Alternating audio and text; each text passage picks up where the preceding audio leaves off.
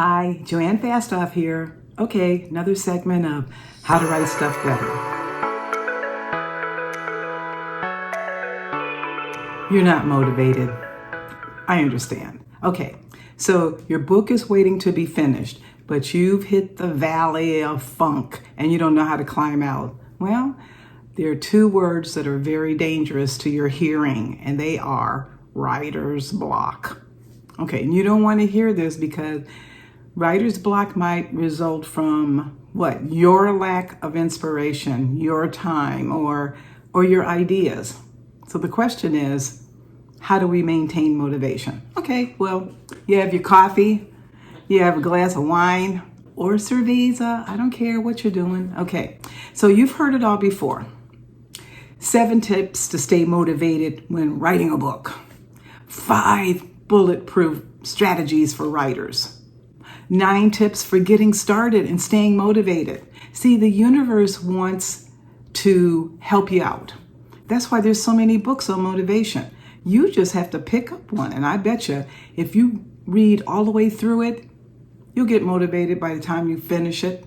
Maintaining motivation can be an unbelievable obstacle in your writing career. You should be thrilled that you can reduce your writing to thoughts. You should be thrilled that you can reduce your writing to ideas and challenges, even if they sound corny or illogical to others. Hey, are they writing it? No. But see, as a writer, you must be realistic and recognize that you are swimming against the tide. And what makes up the tide? Family. And most with good intentions. Friends. Most with good intentions. Other writers? Maybe not. And you, because you don't know how to get out of your own way. You know, as Red said in Stephen King's novella, Shawshank Redemption, either get busy living or get busy dying. So let's talk about living and how to stay motivated. I always tell people, let's start by creating something small, like small writing goals, like write 100 words a day. And by the end of the year, you'll have 365 pages of something. First, you have to stop listening to naysayers because you can achieve anything you set your mind to, no matter the challenge. Because the tough get going, Plan on falling again and again, but plan on getting up. Make friends with people who encourage and challenge you to achieve your goals. Listen to soothing music. On YouTube, I always listen to Mozart, Brahms, Ravel, and Bach because they offer endless hours of motivational music just for people who are reading and writing.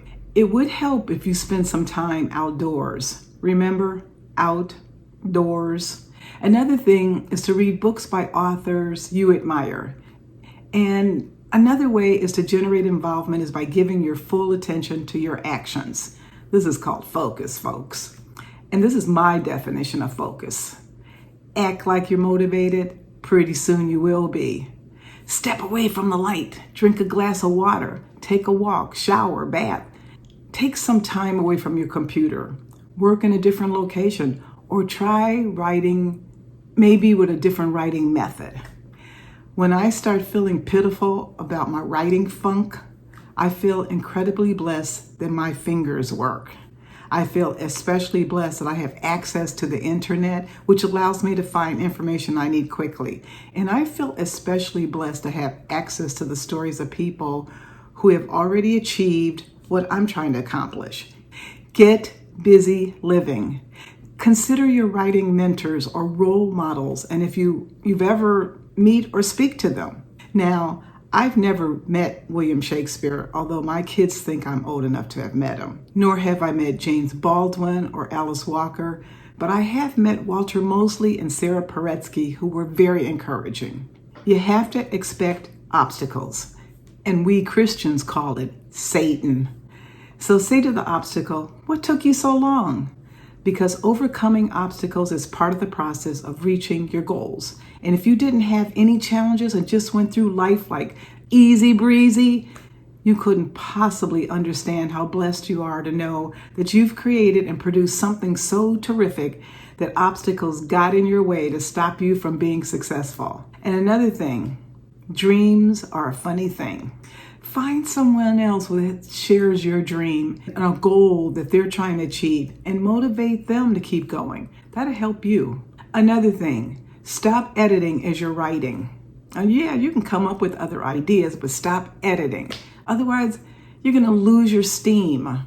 And another thing is steal other people's ideas, writing ideas, but only for a while, because that's to help you find your way. I try not to do it because my literary heroes have shown me that it's wonderful for me to go my own way. Try writing in a different room. Go outside, okay? Take a cold shower. You'd be surprised what a cold shower can do to your creativity, Jean.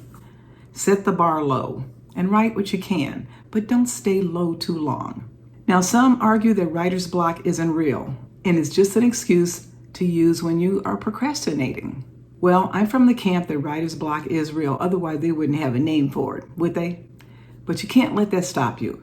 If you want to write, you can't let it stop you. Okay, so you have two possible endings in your book. How do you stay motivated to finish the novel?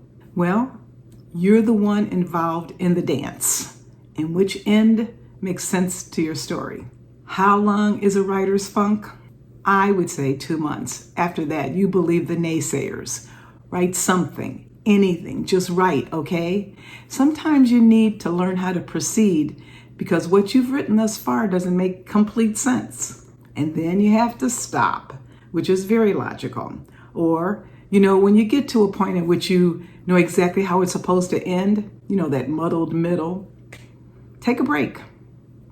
Walk, get a cup of coffee, turn your computer off, return to it the next day, dream about it, and do whatever you must. But if you say, I want to be a writer, then write.